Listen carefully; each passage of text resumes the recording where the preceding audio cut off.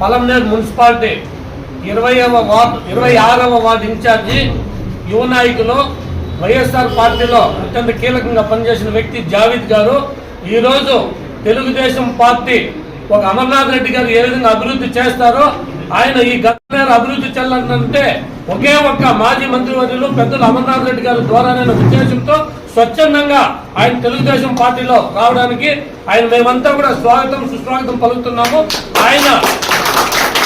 ఆయన పార్టీలో వచ్చి అమరన్న గారు కూడా కానీ వాళ్ళకి ఎటువంటి సముచిత స్థానం ఇస్తామని తెలుగుదేశం పార్టీ తరఫున కూడా మేమంతా కూడా వాళ్ళకి సగౌరవంగా ఆహ్వానిస్తున్నాం. వెల్కమ్ జావేద్ భాయ్. ఇప్పుడు 20వ వార్డు వైఎస్ఆర్సీపీ ఇన్ఛార్జి 26 జావేద్ గారు, అలాగే షంషీర్ గారు బూత్ మెంబర్,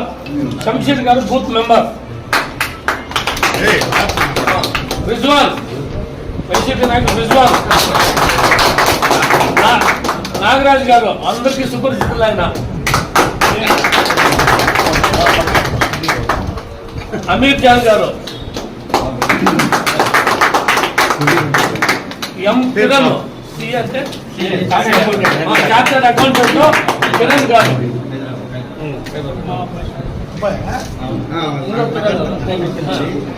కిరణ్ ఇప్పుడు వచ్చేయండి.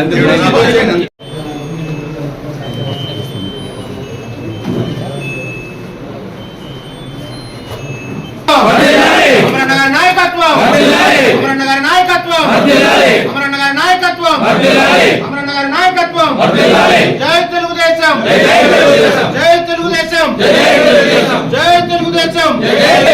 చంద్రబాబు నాయుడు గారి నాయకత్వం, తెలుగుదేశం, తెలుగుదేశం, తెలుగుదేశం.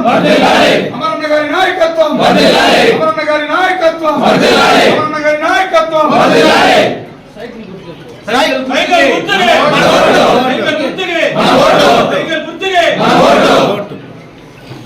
అమరన్న గారి నాయకత్వం, అమరన్న గారి నాయకత్వం, అమరన్న గారి నాయకత్వం, అమరన్న గారి నాయకత్వం. జై తెలుగుదేశం, జై తెలుగుదేశం, జై జనసేన.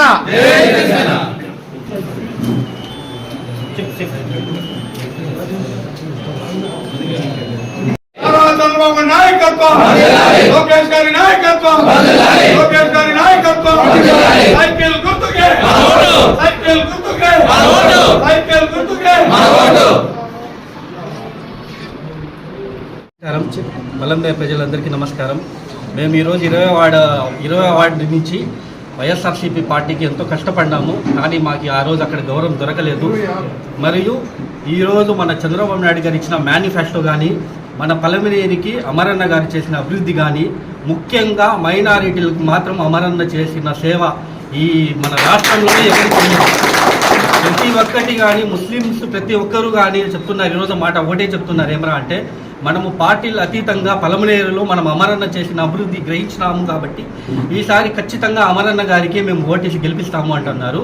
కాబట్టి ఈసారి మేము కూడా అమరన్న ఇచ్చిన మా ముస్లిమ్స్కి తరఫున ఆయన అమరన్న ఇచ్చిన హామీలు కానీ ఒక మాట చెప్పినాను. అమరన్న ఈ మధ్య మనకి రేపు ఎన్డీఏ వల్ల ఏదన్నా ప్రాబ్లం వస్తే పలమనేరులో మొట్టమొదటిగా ఈ అమర్నాథ్ రెడ్డిని దాటే దాని తర్వాత కావాలన్నారు. ఆ మాట ఈ రోజు వరకు వైఎస్ఆర్సీపీలో ఎవ్వరు కానీ ఆ మాట ఈరోజు వరకు చెప్పలేదు, కానీ అమరన్న గారు చెప్పినారు మనకి. ఆ మాట ద్వారా ఈరోజు మైనారిటీలకి ఇంకా ఫ్యూచర్లో ఇప్పుడు షాదీ మహల్ కానీ, ఇమాముల్ తాబుల్ కానీ, రంజాన్ తోఫా కానీ, దుల్హన్ పథకం కానీ, దుల్హన్ పథకము నేను యాక్చువల్గా దుల్హన్ పథకము చేస్తా ఉన్నప్పుడు మేము వచ్చి వేరే వర్క్లో ఉన్నాము. అప్పుడు మా దగ్గర వచ్చి దుల్హన్ పథకం గురించి ఎంతోమంది ఆన్లైన్ చేసుకొని పోయి వాళ్ళంతా లబ్ధి పొందినారు. ఈరోజు ఆ పథకమే లేకుండా చేయనారు. కాబట్టి ప్రతి ఒక్కరూ లోపల అనుకుంటాను, బయటికి చెప్పడం లేదు, కానీ మైనారిటీస్ అందరూ ప్రతి ఒక్కరూ టీడీపీతోనే ఉన్నారు, అమరన్న గారితోనే ఉన్నారు. కాబట్టి ప్రతి ఒక్కరూ అమరన్న గారిని ఈసారి మనం అఖండ మెజారిటీతో 50,000కి తగ్గకుండా ఖచ్చితంగా మనము ఈసారి మన అమరని మనం ఖచ్చితంగా మనం ఇంకా మంచి మినిస్ట్రీతో మనం ఈసారి అమరను చూస్తాం ఖచ్చితంగా. 26వ వార్డులో వైఎస్ఆర్సీపీకి సంబంధించిన ఇన్ఛార్జ్గా ఉన్న జావేద్ గారు, వారి తండ్రి కానీ వారి కుటుంబం వాళ్ళ స్నేహితులు అందరూ కూడా వైఎస్ఆర్ కాంగ్రెస్ పార్టీకి రాజీనామా చేసి తెలుగుదేశం పార్టీలోకి రావడం చాలా శుభ పరిణామం. పలమనేరు పట్టణంలో చాలామంది ముస్లిం సోదరులందరూ కూడా ఈరోజు వైఎస్ఆర్ కాంగ్రెస్ పార్టీని వదిలి తెలుగుదేశం పార్టీకి రావాలనేటువంటి ఆలోచన నిజంగా కూడా ఒక మంచి ఆలోచన. ఎందుకంటే ఈ 4.5 సంవత్సరం, 5 సంవత్సరాల్లో ఈ పట్టణంలో, ఈ రాష్ట్రంలో ప్రత్యేకంగా ముస్లింలకు ఈ ప్రభుత్వం చేసినటువంటి కార్యక్రమాలు ఏమీ లేవు. గత ప్రభుత్వంలో చంద్రబాబు నాయుడు గారు ముఖ్యమంత్రిగా ఉన్నప్పుడు చేసిన కార్యక్రమాలు, పథకాలు, సంక్షేమాలు అన్నీ కూడా ఈరోజు రద్దు చేశారు.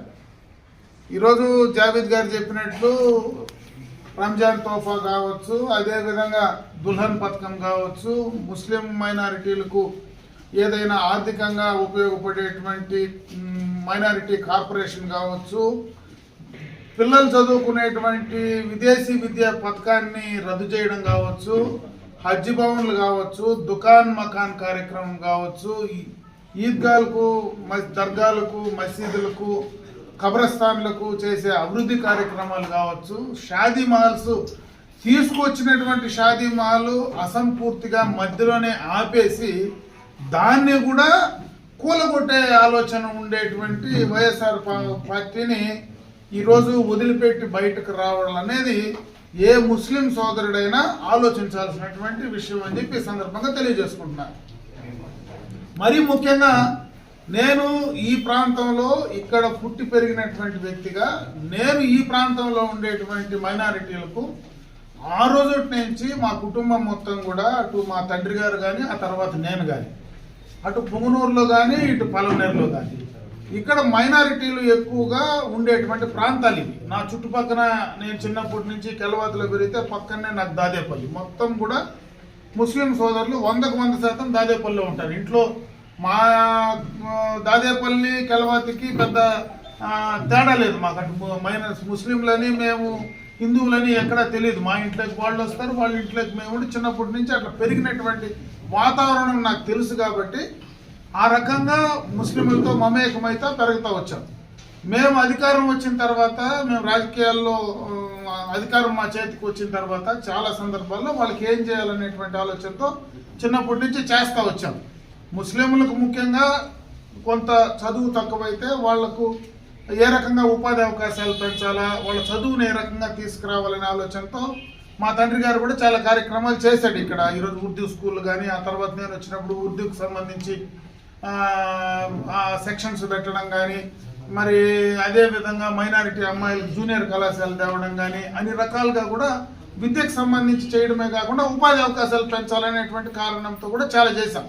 అయితే ఈరోజు కొంతమంది రాజకీయాల కోసం, అధికారం కోసం ముస్లింల మనోభావాలతో మాట్లాడడం, ముస్లింల మనోభావాలను అడ్డం పెట్టుకొని రాజకీయాలు చేయడం అనేది చాలా దురదృష్టకరమైనటువంటి సందర్భం. నేను అడుగుతా ఉన్నా, ఈరోజు ఎవరైతే రాజకీయాలకు సంబంధించి ఏదో ఎన్డీఏతో ఉన్నారు, ఏదో ముస్లింలకు అన్యాయం జరిగిపోతుంది, ముస్లింలకు ద్రోహం జరిగిపోతుందని మాట్లాడే పెద్ద మనుషులందరూ మొన్న ఎన్డీఏతో లేనప్పుడు ఇదే పట్టణంలో ఎన్ఆర్సీ కానీ, సిఏ కానీ సంబంధించినప్పుడు ఎవరు పార్లమెంట్లో ఓటేసి ఎవరు రాత్రిపూట పోయి ఎన్డీఏలో బీజేపీ నాయకులతో మాట్లాడారనేది జగమెరిగిన సత్యం. ఇక్కడ ఉన్నటువంటి ప్రజాప్రతినిధులు ఎప్పుడైనా ముస్లింలకు ఏదైనా జరిగినప్పుడు రోడ్డుపైకి వచ్చి నిలబడినటువంటి సందర్భం ఏదైనా ఉందో ఆలోచించుకోమని చెప్తా ఉన్నా. ఈరోజు నేను అందుబాటులో లేకపోతే నా ఇంట్లో నా భార్య అయిన రోడ్లోకి వస్తుంది, నా కొడుకైన రోడ్లోకి వస్తాడు.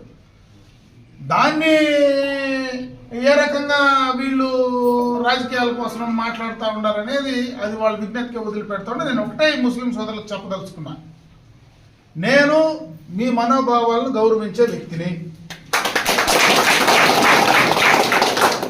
ఈ ప్రాంతంలో హిందువులు, ముస్లింలు సోదరుల మాదిరి, ఒకరికొకరు అన్నదమ్ముల మాదిరి కలిసి ఉండేటువంటి వాళ్ళం. ఈరోజు మీ మనోభావాలు మేము గౌరవిస్తాం, మా మనోభావాలు మీరు గౌరవిస్తున్నారు. మీ పండగలకు మేము వస్తాం, మా పండగలకు మీరు వస్తున్నారు. ఆ రకంగా అన్నదమ్ముల మాదిరి ఉండేటువంటి ఈ ప్రాంతాల్లో మనమందరం కూడా కలిసి బతకాల్సినటువంటి పరిస్థితి ఉంది. ఎక్కడైనా ఇటువంటి చోట్ల ఎప్పుడైనా ఏదైనా మీ మనోభావాలకు నష్టం కలిగేటువంటి కార్యక్రమం చేసిన, మీ ముస్లింలకు ఎక్కడైనా నష్టం కలిగేటువంటి కార్యక్రమాలు ఎప్పుడు ఎవరు చేసినా మేము ఉపేక్షించే పరిస్థితి లేదు. ఖచ్చితంగా మేము ఖచ్చితంగా మేము మీతో ఉంటాం. ఈరోజు ప్రభుత్వాలు చేసే కార్యక్రమాలు రేపు అధికారం వస్తే ఏదైతే మేము గతంలో తెచ్చామో అవన్నీ చేసి చూపించే బాధ్యత నేను తీసుకుంటాను. నేను ఖచ్చితంగా చేస్తాను. మీకున్న షాదీ మహల్స్ కావచ్చు, మీకు ఆ కార్పొరేషన్ ద్వారా మీ అభివృద్ధి కోసం చేసే కార్యక్రమాలు కావచ్చు, ఇవన్నీ ఖచ్చితంగా నేను బాధ్యత తీసుకొని చేసే కార్యక్రమం చేస్తాను. అదొకటే కాదు, మీ మనోభావాలకు ఇబ్బంది జరిగినా ఖచ్చితంగా మొట్టమొదటగా మీకోసం రోడ్లో నిలబడుకునే వ్యక్తిని నేను. మీరు ఖచ్చితంగా ఆ ఒక్క ఆలోచనతో ఈరోజు ఏదో రాజకీయాల కోసం నేను ఈరోజు ఎమ్మెల్యేగా పోటీ చేసే కార్యక్రమం కాదు. రేపు ఎమ్మెల్యేగా పోటీ చేసినా చెయ్యకపోయినా నేను పలమనేరులో ఇక్కడ స్థిర నివాసం ఉండే వ్యక్తిని. ఏ రోజైనా మీకు ఇబ్బంది జరిగితే వ్యక్తిగా అమర్నాథ్ రెడ్డిగా రోడ్లో నిలబడే వ్యక్తి కూడా ఈ పట్టణంలో నేనే. కాబట్టి మీకు ఎవ్వరికి ఎవరు చెప్పిన మాటలు వినొద్దండి. నిన్న కూడా పవిత్ర రంజాన్ మాసంలో రంజాన్ పండగ రోజు మనము భగవంతుని ప్రార్థించుకునేదానికి ఈద్గాలో పోయి ప్రార్థనలు చేస్తే అక్కడ రాజకీయాల కోసం ఒకటి కూలగొట్టేయాలా ఒకటి తీసేయాలని మాట్లాడేటువంటి పరిస్థితి ఈరోజు మనలో ఉంటే వాళ్ళని ఏ విధంగా మనం అర్థం చేసుకోవాలా, వాళ్ళ అవగాహన ఏ రకంగా చూసుకోవాలా, నిజంగా మనుషులు చేసే కార్యక్రమం అవన్నీ పండగ రోజు ఇటువంటి కార్యక్రమాలు ఎవరైనా మాట్లాడతారనేది కూడా ముస్లిం సోదరులు ఆలోచించుకోమని చెప్పి నేను సందర్భంగా నేను కోరుకుంటున్నాను. మీకు ఎవరు నచ్చితే వాళ్ళకు ఓటేయండి, అది మీ హక్కు.